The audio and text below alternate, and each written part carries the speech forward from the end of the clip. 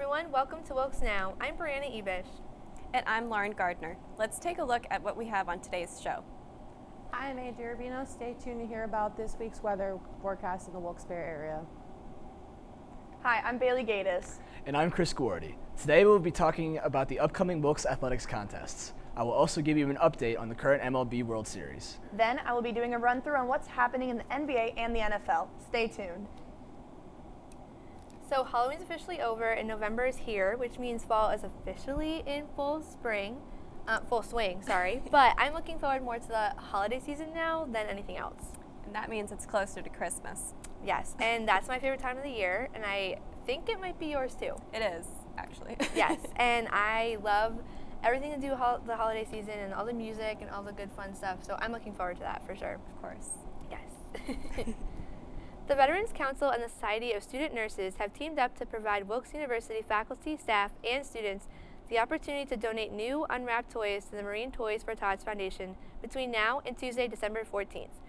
They have strategically placed donation boxes on campus outside of the Colonel Corner campus store in the Henry Student Center, outside the Pod and Stark, in Starbucks, and in Wekesser Hall. Please donate if you are able. The SES Club will host a movie night on Tuesday, November 2nd in the Cohen Science Center building in room 102 at 5 p.m. The club will show the Netflix documentary, Our Planet. There will be a free popcorn and drinks at the event from 5 to 6 p.m. As the movie is being played, participants can paint water bottles that will be used to plant pots for an upcoming fundraiser. Stay tuned for a tour of one of the oldest campus buildings, Kirby Hall. Sitting on the corner block at the intersection of South River and West South Streets is the historic mansion that is Kirby Hall. Nearly 150 years old, within the mansion are held many memories from fun student activities, past happenings of previous residents, and even a murder. The building was commissioned in the early 1870s by Stephen Leonard Thoreau, designed by Frederick Withers, a talented architect.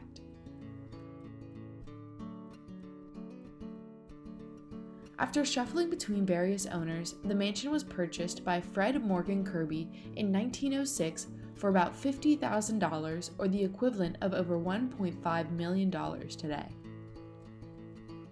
However, although the Kirby family's success and virtue brought hefty value and envious status to the mansion, there are still secrets to be found in the hall, some of which have led to accusations of Kirby Hall being haunted. For the latter event, the story goes on that before the ownership fell to Kirby, there was a popular billiards room in the second floor.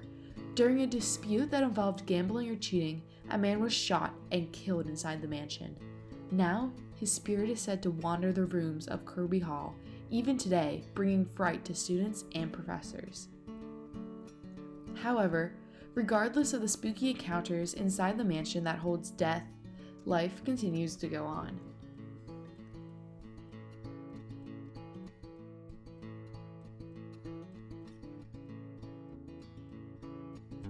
In addition to the unpaid ghostly tenant, Kirby Hall is now also, quite suitably, home to Wilkes' English department, holding all English faculty courses and various unique classrooms. Not only are the upper-level English courses offered here, but Kirby Hall also hosts the department's newsletter, the Inkwell Quarterly, and the university's creative writing magazine, Manuscript Society.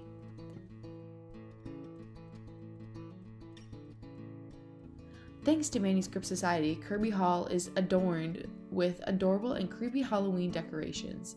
It is a tradition for the department, with students on Manuscript staff hanging up decorations in the late night before the month of October, surprising other students and faculty when they walk into Kirby Hall on October 1st.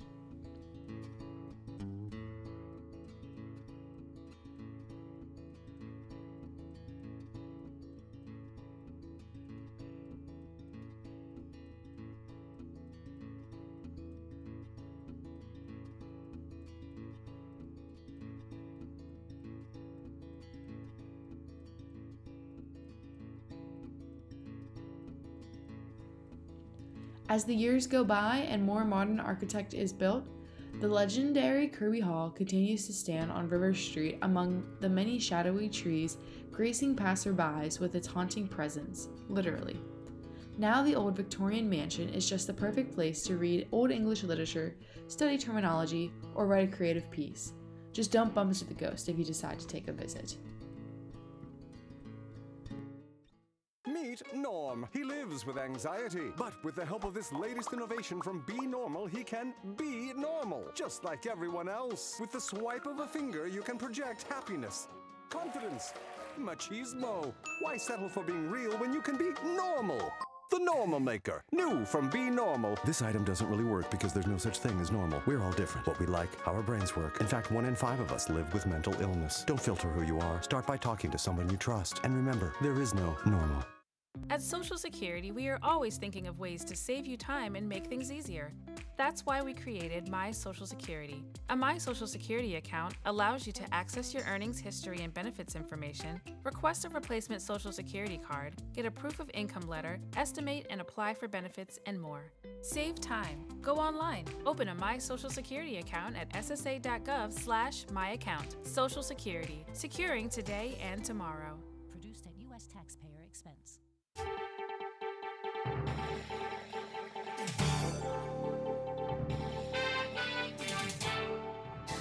Visit the open house for the Center for Career Development and Internships, AmeriCorps Vista, Bonner Leaders, and Civic Engagement offices from 1 to 3 p.m. on Friday, November 5th at the Center for Career Development and Internships located at the Gateway at the rear of the Henry Student Center. You can enter to win Wilkes swag, enjoy food and refreshments, and get to know the staff and students that work in each area of the center that serves our Kernel community.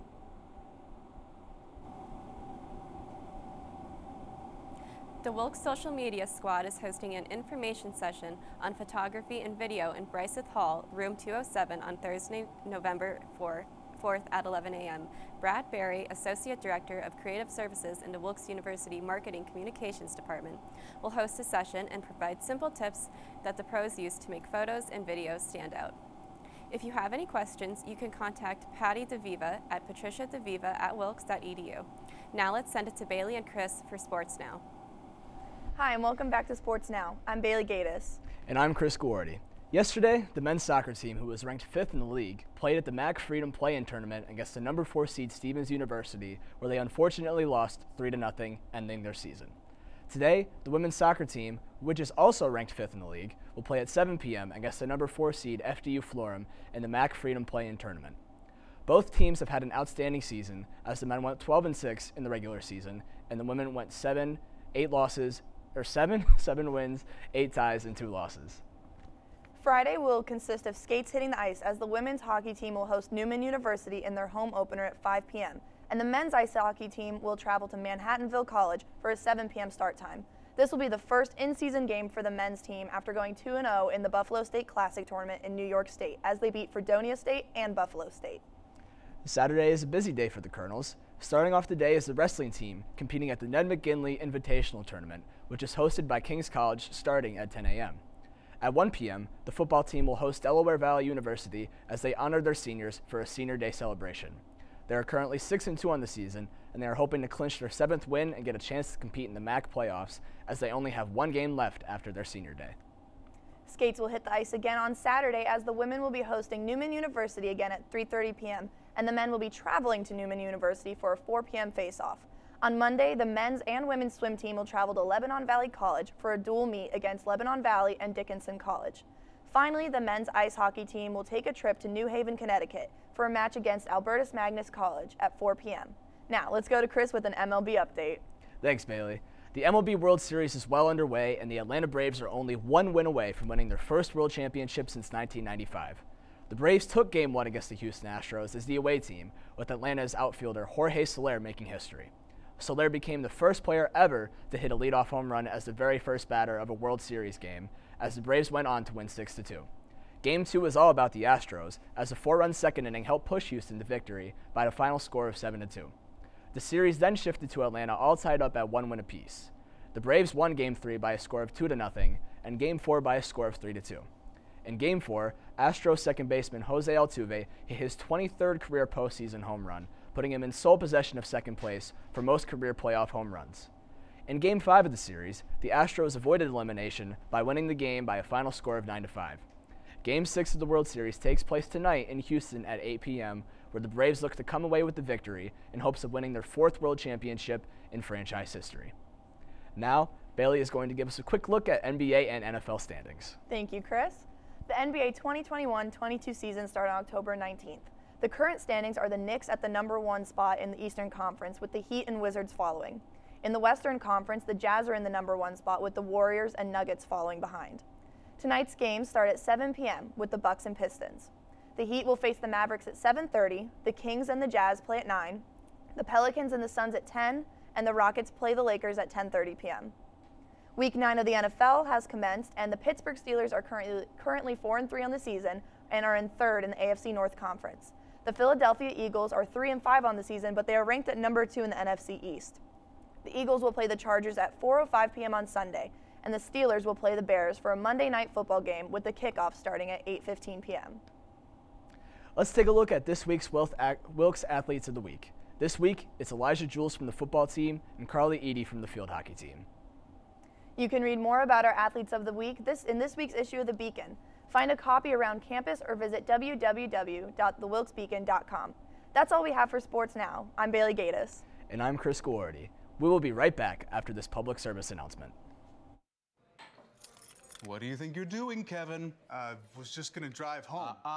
There are several warning signs present that you shouldn't be driving. Like hearing voices? Like your text-to-emoji ratio? Oh man, the selfies. Selfie, nailed it. We all have warning signs that let us know that we're probably not okay to drive. Mine is pretending to be your subconscious. Craig, come on man, let's split a ride home. My name is Blake. I received a heart transplant when I was 2 weeks old. I play defense for the Red Hot Tornadoes. Sometimes my heart starts pounding like faster and faster as I go. I know I have someone else's heart inside me. It makes me feel happy because someone was generous enough to give me a second chance to live. This gift of life was made possible by an organ donor. Imagine what you could make possible. Sign up as an organ, eye, and tissue donor. Go to organdonor.gov.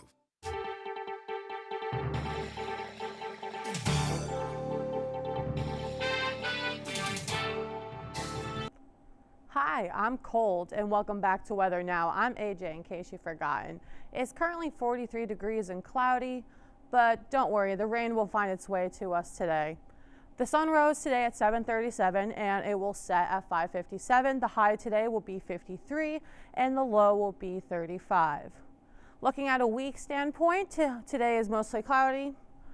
Tomorrow will be mostly sunny with a high of 51 and a low of 31. This will be a Wednesday where it's not raining for once.